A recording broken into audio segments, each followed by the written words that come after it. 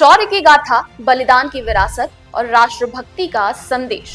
लखनऊ में नौसेना शौर्य वाटिका के रूप में देश को मिला एक नया प्रेरणा स्थल।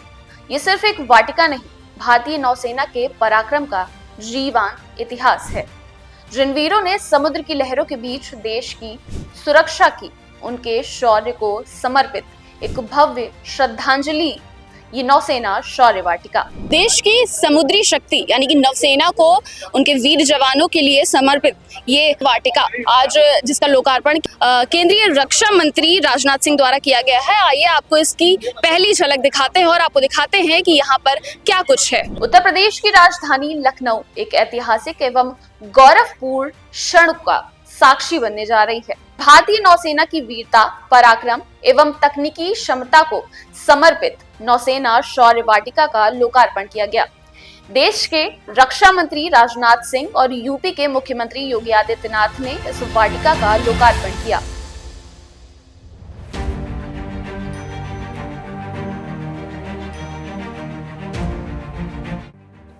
जैसे ही आप अंदर आएंगे, आपको सबसे पहले यहाँ पे देखने को मिलेगी AK-726 मीडियम रेंज गन। आप देखिए कि यहाँ पर पूरी डिटेल लिखी हुई है और इसका इस्तेमाल कैसे किया जाता है वो सारी चीज़ें यहाँ पर लिखी हुई हैं। और साथ ही इसके आगे जब आप बढ़ेंगे तो आप देखिए कि यहाँ पे बहुत सारी अद्भुत चीज़ें बनाई गई हैं जिनके बारे में भी यहाँ पर लिखा गया है। हम आपको वो भी दिखाएंगे। तो चलिए आगे बढ़ते हैं और आपको दिखाते हैं कि नौसेना आपकी रक्षा करने के लिए क्या कुछ चीज़ों का इस्तेमाल करती है।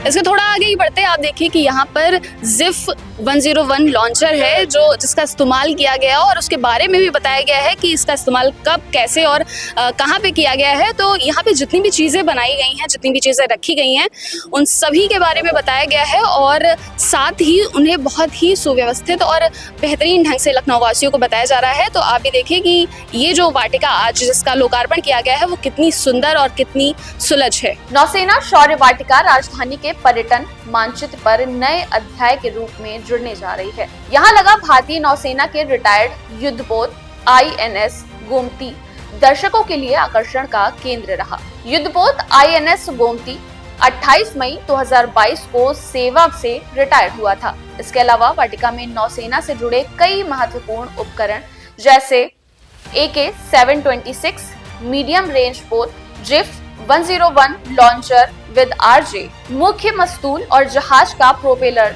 शामिल है। तो चलिए अब आपको लेकर के चलते हैं TU-142 एयरक्राफ्ट में।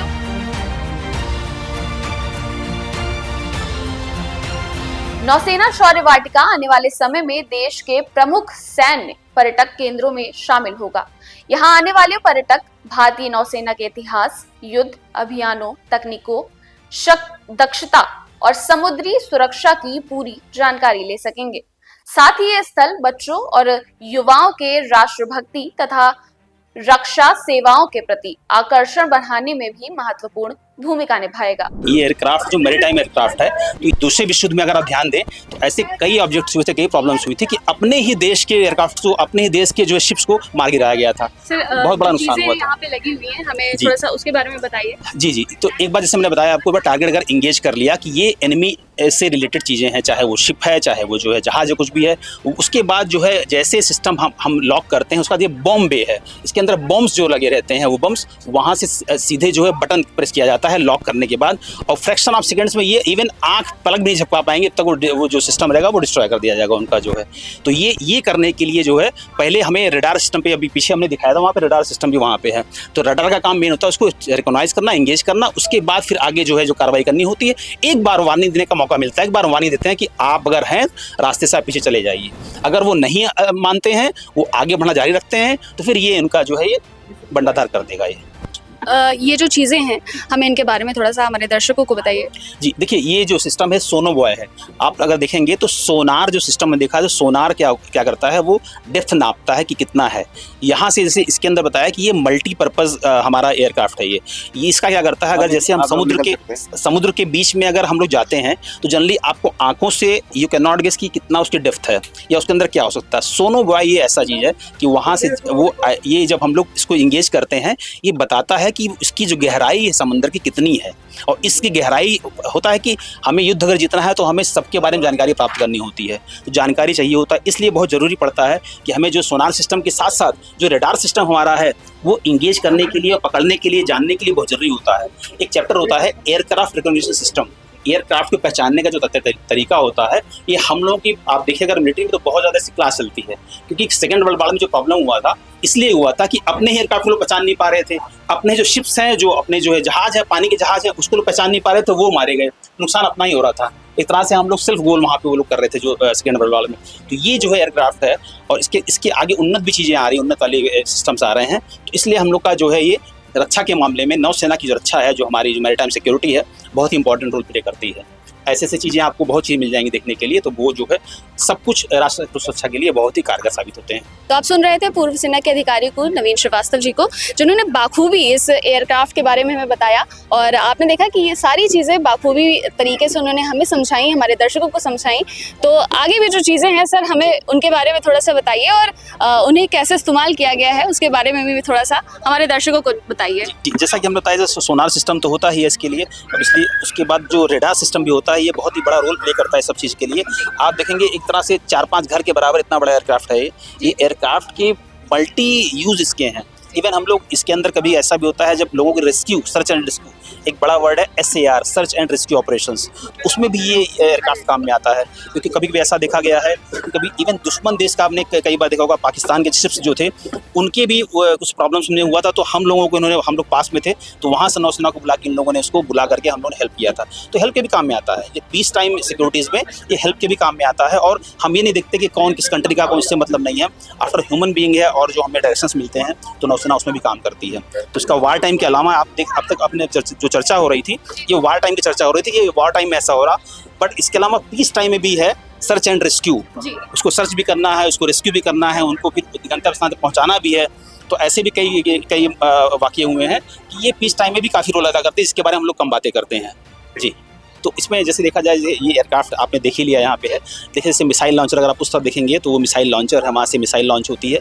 वो इवन आप जानिए 300 किलोमीटर्स, 400 किलोमीटर्स, इवन जिस तरह से होती है, और काफ़ी लंबे तक टारगेट करने के बाद वो मिसाइल लॉन्च करती है। इवन आप जहाँ देखिए रडार सिस्टम है, ये जैसे यहाँ पे छोटे रडार के अंदर, अगर आप यहाँ पे देखेंगे जैसे बड़े बड़े रडार सिस्टम्स हैं, रडार ये रेडियो वेव्स होती हैं, रेडियो वेव्स जाती हैं, इनसे ये ज़्यादातर जहाज़ों के ऊपर लगे होते हैं, एकदम ऊपर हाइट पे लगे रहते हैं, वहाँ से 300 किलोमीटर, 400 किलोमीटर तक आप देख सकते हैं। वो हमको स्क्रीन पर दिख जाता है कि कौन आ रहा, कौन जा रहा, किस तरह से, क्या हमारे लिए वो हानिकारक है, हमारे लाभदायक है, उस तरह से देख करके उसको, इससे हमें टारगेट जो है लॉक करने में सुविधा मिलती है।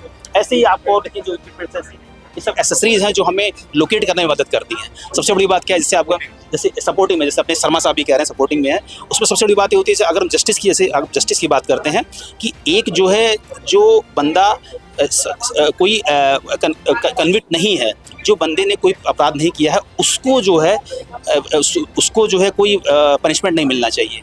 सेम यहाँ पे है, जो इतने सिस्टम्स आप देख रहे हैं यहाँ पे, इनका एक ही ध्येय है कि जो है पहले में रिकॉग्नाइज करना हमें कि हमारे पास वाला एनिमी बंदा है या दोस्त है। अगर हमें जब ये क्लियर हो जाएगा कि ये दुश्मन है, तो एक्शन तो सब है, फिर वो बटन दबाना है, ये करना है, फिर किल खत्म। लेकिन बचाना है, खासकर जैसे मछुआरे भी होते हैं, कई ऐसे होते हैं, छोटी बोट्स में मछुआरे जाते हैं, कभी कभी उनके ऊपर भी टारगेट हो सकता है, तो उनको भी तो बचाना है। एक निर्दोष जान नहीं जानी चाहिए। शौर्य, साहस और बलिदान की ये कहानी अब सिर्फ इतिहास के पन्नों तक सीमित नहीं रहेगी, बल्कि नौसेना शौर्य वाटिका के माध्यम से आने वाली पीढ़ी को भी प्रेरित करती रहेगी। लखनऊ में बना ये भव्य परिसर भारतीय नौसेना के गौरवशाली इतिहास और वीर जवानों के अदम्य पराक्रम का जीवंत प्रतीक बनेगा। ये जो आप मेरे पीछे देख रहे हैं, ये A244S ट्रिपल टॉर्पीडो लॉन्चर है, जिसका इस्तेमाल नौसेना द्वारा किया जाता था, और अब उसको यहाँ पर स्थापित कर दिया गया है। और यहाँ पर ऐसी तमाम सारी चीज़ें हैं जिन्हें आपने देखा, जो बाखूबी यहाँ पर दर्शाई गई हैं, और इनके बारे में भी, इनकी जो इनका इस्तेमाल है उसके बारे में भी हमने जाना। तो फिलहाल आज की इस हमारी खास खबर में बस इतना ही। कैमरा पर्सन उमेश शुक्ला के साथ राशि शुक्ला, दाहो हल्ला, लखनऊ।